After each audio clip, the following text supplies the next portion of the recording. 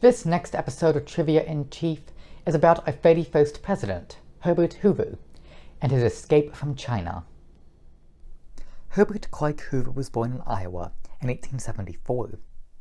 He was the first president born west of the Mississippi River. Hoover's family were Quakers. When Hoover was 9, he was orphaned, so he was raised by Henry Minthorn, an Oregon uncle. He dropped out of school 5 years later to work at his uncle's real estate business. Hoover first attended Stanford University in 1891 as a part of the university's first class. During his time at Stanford, he served as the school's baseball and football manager. He studied geology and graduated in 1895. He fell in love with another geology student, Lou Henry, and they married in 1899. After Hoover's graduation, he became a mining engineer. He traveled the world looking for mineral deposits and became a multimillionaire. After his marriage in 1899, he and Lou went on a honeymoon to China. Herbert had also recently been appointed a mining consultant to the Chinese emperor. While in China, the Hoovers both learned a bit of Mandarin Chinese. During their trip, Chinese nationalists rebelled against the colonial government in an event known as the Boxer Rebellion. In the city of TIANJIN, Hoover led a group of Westerners who were trapped, and Lou volunteered at a hospital. According to legend, Hoover also saved several Chinese children during the siege. They were finally saved by a group of international soldiers. The Hoovers continued to speak Chinese in private conversations, even while they were in the White House, to prevent eavesdropping. From 1907 to 1912, Hoover and his wife made the first English translation of De Re Metallica, a 16th century Latin book on metallurgy.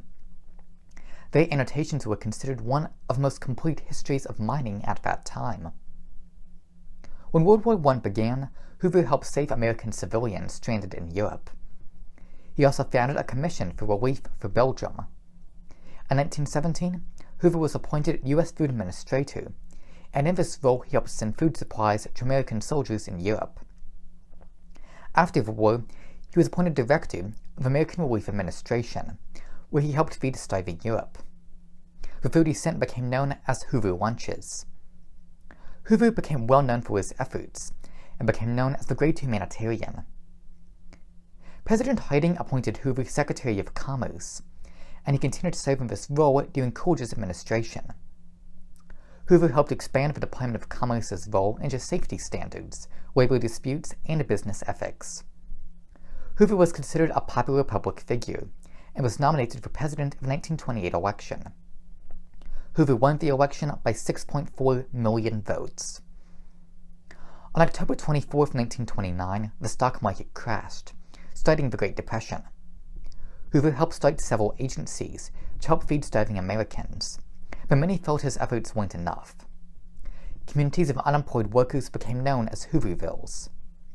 He also faced criticism when he refused to visit these communities.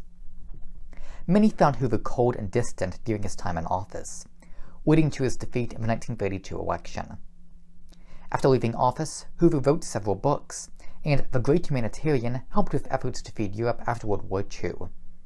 He passed away in 1964. Herbert Hoover was well known for his efforts feeding starving countries, but his efforts to help his own starving country were perceived by many as a failure. The next president was Franklin D. Roosevelt. Thank you.